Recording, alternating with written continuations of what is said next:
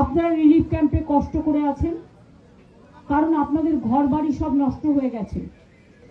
আমি আগের দিন এসেছিলাম, কিন্তু নাগরাকাটা ঢোকার আগের যে ব্রিজটা ছিল সেটা ভাঙা ছিল, ফলে আমরা আসতে পারিনি, অর্ধেক রাস্তায় এসে ফিরে গেছি।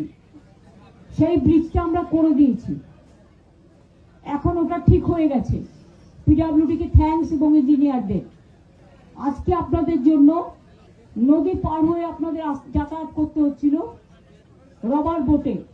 ওখানে রাবার বোট রাখা আছে, কিন্তু একটা লোহার সরু রাস্তা করে দেওয়া হয়েছে, একটা ব্রিজের মতো ছোট্ট, যেটা দিয়ে আপনারা একজন একজন করে ওইটা দিয়ে যেতে পারেন, না জল দিয়ে যাওয়ার প্রয়োজন নেই।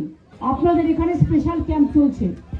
যাদের সার্টিফিকেট হারিয়ে গেছে, পাট্টা হারিয়ে গেছে, আধার কার্ড হারিয়ে গেছে, রেশন কার্ড নষ্ট হয়ে গেছে, জলে খুঁজে পাননি, বাচ্চাদের স্কুল সার্टिफिकेट नष्ट हो गए, बई नष्ट हो गए, मेहरबानी करके आप लोगों ने एक काम करो, आप कैंप पे लिखा लो आपको घर नष्ट हुआ कि नहीं, अगर हुआ तो कितना तक हुआ, सब डॉक्यूमेंट আপনারা এখান থেকে পেয়ে যাবেন।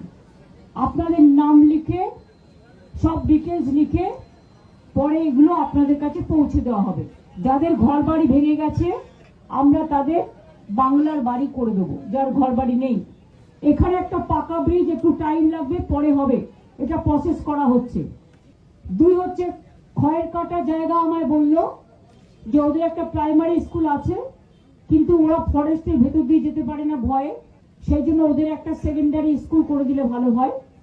আমি ওই প্রাইমারি স্কুলটাকে এডুকেশন মিনিস্টারের সাথে কথা বলবো যাতে সেকেন্ডারি করে দেওয়া হয়। যারা মারা গিয়েছিল তাদের সকলকে আমরা 5 লাখ টাকা করে দিয়েছি।